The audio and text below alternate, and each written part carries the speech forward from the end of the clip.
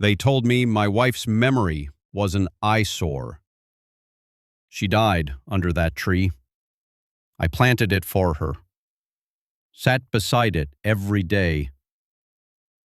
Then the HOA gave me a notice. Remove it or face penalties. I begged. I explained. They laughed. They didn't just try to erase a tree. They tried to erase her.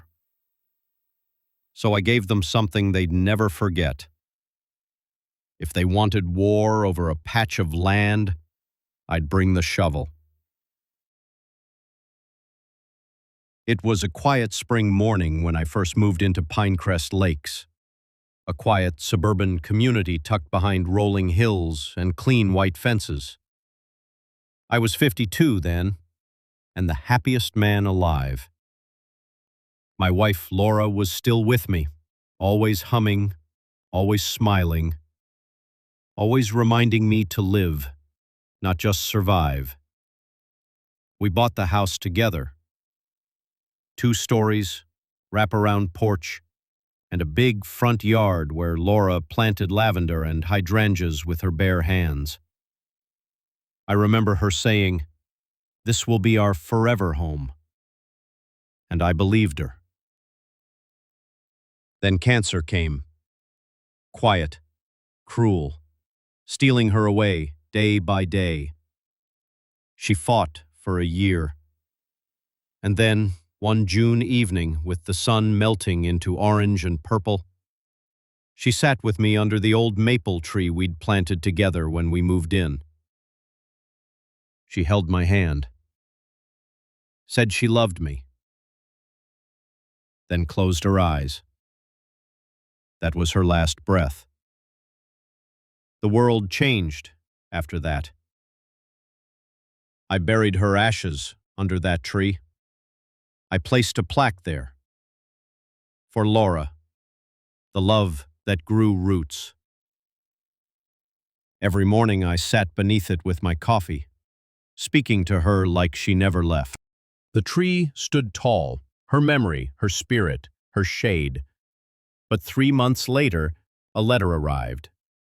Violation, unauthorized landscaping installation front lawn. You are ordered to remove the tree and any unauthorized memorial within 10 business days.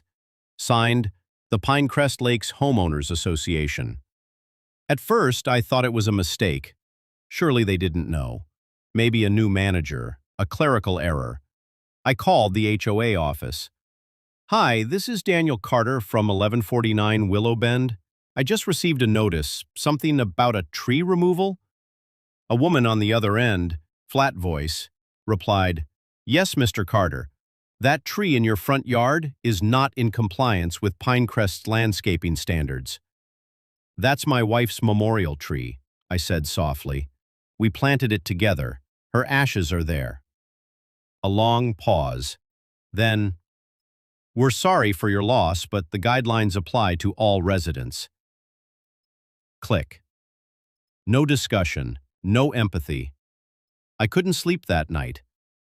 The next morning, I went to the HOA office in person, sat in the tiny beige lobby with its fake plants and framed community values posters, until a man named Greg Mullins came out to greet me. Greg was the HOA president, late 40s, expensive watch, fake smile, firm handshake that felt like a threat. He led me to his glass office. "Mr. Carter," he began, "I reviewed your concern. I understand your situation, I truly do. But the front yard is considered part of the community aesthetic. It must be maintained per guidelines. Memorials are permitted in the backyard with prior approval." I looked him in the eyes. "That tree is where she died. That's our spot." He leaned back. "And I'm truly sorry. But rules are rules. Can't we make an exception?"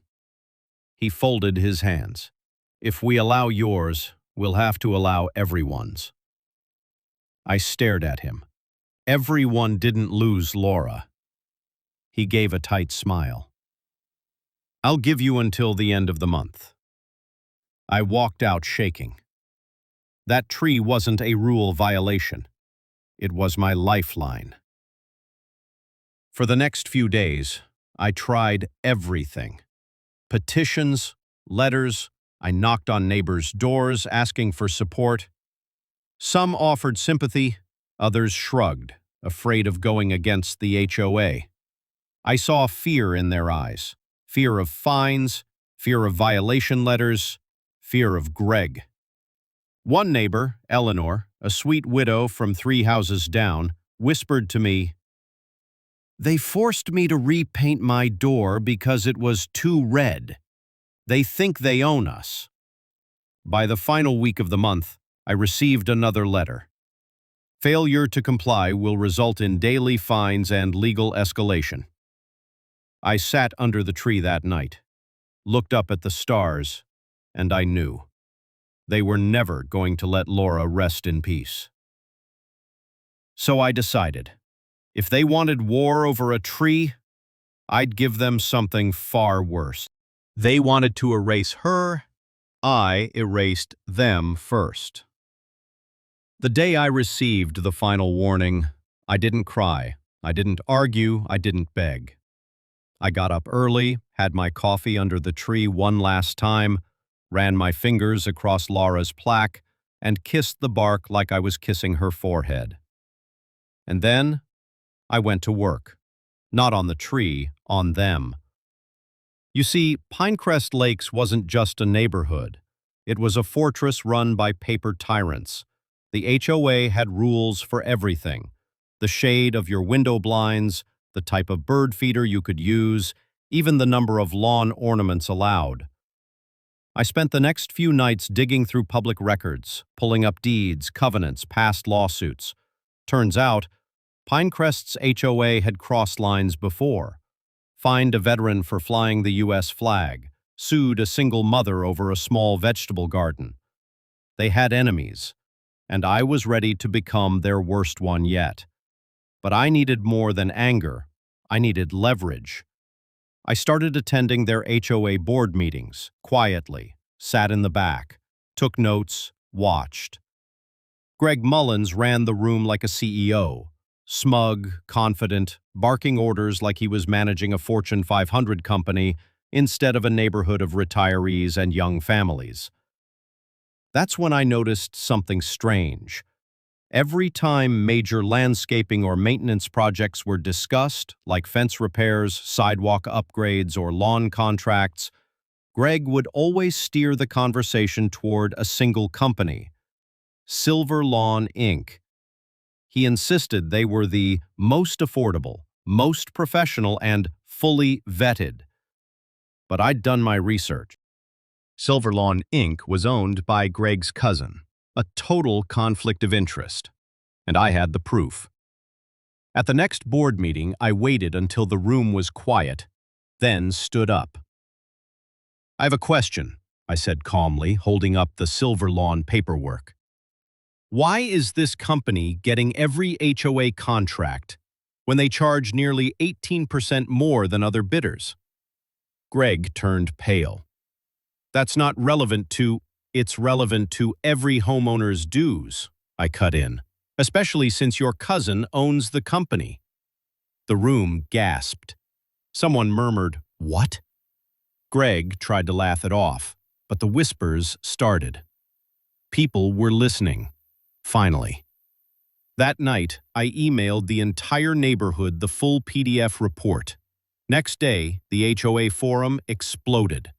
By the end of the week, 2 board members resigned, claiming they were misled. Greg called for an emergency meeting to do damage control. He accused me of spreading misinformation, but I wasn't done, not even close. With Greg on shaky ground, I filed an appeal about the tree. I argued the HOA had violated emotional hardship guidelines, selectively enforced their rules, and retaliated against a grieving widower while illegally profiting from shady contracts. The appeal was dismissed, but the pressure worked. I got letters from neighbors, some anonymous, thanking me for standing up. Still, the tree had to go, unless I made the whole community turn on the HOA. So I planned something special. It was a Sunday morning when the Pinecrest community woke up to a shocking sight. The entire HOA front lawn, the pristine manicured green space at the front of the neighborhood, was dug up overnight. Gone. Ripped apart like a battlefield. Sod rolled up, soil exposed, sprinkler lines cut, flower beds destroyed. At the center, in bold white spray paint, "If I can't have my tree, you can't have yours." The neighborhood was in chaos. People stopped their cars, took photos. Kids laughed. Some even clapped. Greg, he was furious, filed a police report, accused me of vandalism. But when the cops came to my door, I handed them a folder. Photos, emails, HOA corruption, Greg's contract fraud, and my clean, time-stamped alibi. I was seen at a diner with neighbors that whole night. The officers left with more questions than answers. Greg tried to hold another emergency meeting to rally support, but barely anyone showed up. His power was crumbling. And the HOA lawn? Still ruined. In the weeks that followed, neighbors began openly questioning every rule. A group formed to recall the entire HOA board. Meanwhile, I met with a lawyer. A real estate investor I knew was interested in buying unused parcels of land in the community, including one that housed the HOA office. A month later, after some clever paperwork and quiet deals, I became the new landlord of the HOA's own building. That's when I sent Greg a notice. "Due to ongoing misuse and misconduct, your lease is terminated. Vacate the premises within 30 days. Greg lost his office. Then he lost the board presidency. Then he moved out. The day after he left, I planted a new tree in my yard. Same spot, same plaque, same love. No one questioned it. No one dared, because I had made it clear. You don't bury someone's memory, not without consequences. Greg Mullins was gone. The HOA board was gutted. The tree was replanted. And for the first time since Laura passed, I felt peace settle over me like a soft evening rain. But peace in Pinecrest Lakes didn't last long, especially when you're the one holding the mirror to power. It had only been a few weeks since I became the landlord of the HOA's own office property, a quiet, poetic revenge I thought would mark the end of my battle. But a war, once started, always finds a way to grow. And in this war, a new enemy emerged: Margaret Elston, Greg's old ally, a bitter, rule-obsessed woman who had once fined a neighbor for hanging a wind chime 2 inches too low. With Greg gone, Margaret was elected interim president, and she had one mission: take me down. The first letter came in a blue HOA envelope. Violation: unapproved replanting of tree without HOA consent. Fine: $350. Removal deadline: 7 days. I read it, laughed, then walked outside and watered Laura's ree. That tree had survived storms, construction, even corrupt leadership. It wasn't going anywhere now. But Margaret wasn't done. The next week, I received 3 new violations. Grass height exceeds HOA standards. Exterior lighting is non-compliant. Mailbox paint is chipping. None of them were true. I kept my property immaculate. She was grasping at straws. Still, neighbors began to notice the pattern. I got fined for a single weed, one woman said. I've lived here 12 years. They're just retaliating, said Mr. Wang, my neighbor down the street. They're scared. Good. They should be. By now, word had spread about how I bought the land under the HOA's office and kicked them out. I became a quiet legend around Pinecrest. Parents would wave, teenagers called me the tree guy, and veterans gave nods of respect. But Margaret hated that. So she went nuclear. She called for a vote to ban all commemorative trees on residential properties, past or future. If it passed, She could get the city involved, use zoning laws, get me fined daily, possibly take me to civil court. But what Margaret didn't realize was, I had been preparing for this very moment. 2 nights before the vote, I hosted a backyard gathering, invited every homeowner, had food catered, lights strung across the fence, and music playing softly. Nothing fancy, just community. But before dinner, I stood by Laura's tree and spoke. My wife died 5 years ago. She loved this place. She made us all banana bread. She ran the food drives. She sang in the church choir. This tree is all I have left of her. Silence. This tree isn't about rebellion. It's about remembrance. If they cut it down, they're cutting her down again. And maybe next time, it'll be your memory they bury. That speech changed everything. On vote day, the HOA board met in a borrowed room in the town library, since their office was now an empty shell under my ownership. Residents poured in, standing room only. Margaret tried to sound official, quoting bylaws and citing arbitrary safety concerns. But when the final vote came, something happened no one expected. A homeowner quorum overrode the board's power. They voted not only to protect memorial trees, but also to hold a special election to replace the remaining board. It passed by a landslide. In the weeks that followed, Margaret resigned, and for the first time in HOA history, I ran for president. People urged me, "We need someone who cares. You already saved us once. Do it for Laura." So I did, and I won by a 95% vote. My first act as president? A new resolution. Memorial rights are protected by community consent, not board discretion. Second act? A public ceremony where we planted 3 new memorial trees. One for a veteran, one for a child lost to leukemia, and one for a woman named Gloria, whose garden had been shut down by Greg 3 years ago. Her daughter cried at the ceremony, hugged me. "I thought no one cared," she whispered. Now they did. Pinecrest Lakes changed. Rules became suggestions. Community replaced control. People smiled again. And every morning, I sipped coffee under Laura's tree, in a yard I never had to defend again. But deep down, I knew I had one more thing left to do.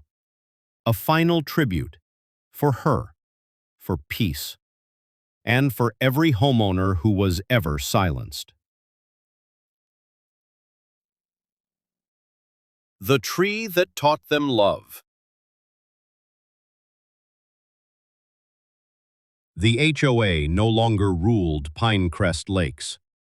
Control had been replaced by compassion, power by purpose, and somehow, through pain, loss, and defiance, I had become something I never imagined. A voice for the voiceless. But even in peace, one truth remained. I still missed her. Every morning I sat by the tree, Laura's tree. Steam rose from my coffee mug, birds sang above, and the wind whispered through the leaves like her soft laughter, but I knew. The time had come to do more, not just for Laura, but for every soul like hers, gentle, giving, and forgotten by cold-hearted systems like the HOA once was. I wanted her spirit to live far beyond my backyard. And so I made a decision. I would create something lasting, something beautiful, a living memorial park. I brought the idea before the new HOA board, now made up of kind, everyday people. A nurse, a retired teacher, a young couple expecting twins. They listened. They cared. I presented my plan. Take the land we seized back from the corrupt board and turn it into a public space, not just any space, a community memorial garden, a place where anyone, regardless of HOA status, background, or belief, could plant something for someone they lost. The board voted unanimously, yes. Soon neighbors volunteered. A landscaper offered design help. A widow donated benches in honor of her husband. Teens helped dig soil and plant trees. A retired veteran offered to carve plaques for each memorial. We called it the Pinecrest Grove of Memory. It wasn't fancy. It didn't need to be. The first tree was Laura's, moved gently, lovingly, from my backyard to the center of the grove. I held my breath as they lifted it, roots and all, like a fragile heart, and when we replanted it, I knelt beside it, whispering, "You're home now, love." Opening day drew nearly the entire town. Hundreds showed up. Some brought flowers, others just stood in silence. I gave a speech I'd written late at night. This tree taught me something.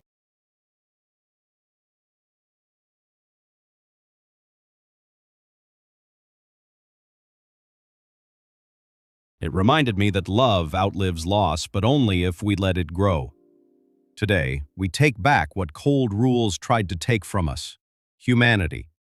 There were tears, applause, and a long silent moment when the crowd watched the wind dance through Laura's branches. It was like she was with us. Maybe she was. Months passed, the grove grew. Each tree had a story, each flower a name. People came, not just to mourn, but to heal, to hope. Even Margaret, the once feared HOA enforcer, visited one day. She stood quietly beneath Laura's tree, left a white rose, and walked away. Some battles, it turns out, don't need a winner, just understanding. Now I wake up early every morning. I take a slow walk through the grove, greeting each tree like an old friend. Sometimes a stranger stops me. "Did you really dig up the HOA's lawn?" "Yes," I say, smiling, "every square foot." They laugh, then usually cry. Because beneath the story of rebellion was a deeper truth. A man loved his wife so much, he refused to let her be erased. Years later, long after my own beard had turned gray, I returned to the grove one autumn evening. It had grown beyond anything I imagined, now with over 100 trees, small memorial statues, and a pond with Laura's name on a stone nearby. Children laughed nearby. A couple exchanged vows under an arbor, and at the heart of it all, her tree. Strong, alive, blooming in gold and fire-red leaves. I placed a hand on its trunk, closed my eyes, and smiled. "Thank you, Laura," I whispered. "You saved more than just me." Final thoughts. Sometimes grief can break us, but if we dig deep and plant something in its place, grief can bloom into grace. And sometimes, one tree is all it takes to change an entire town.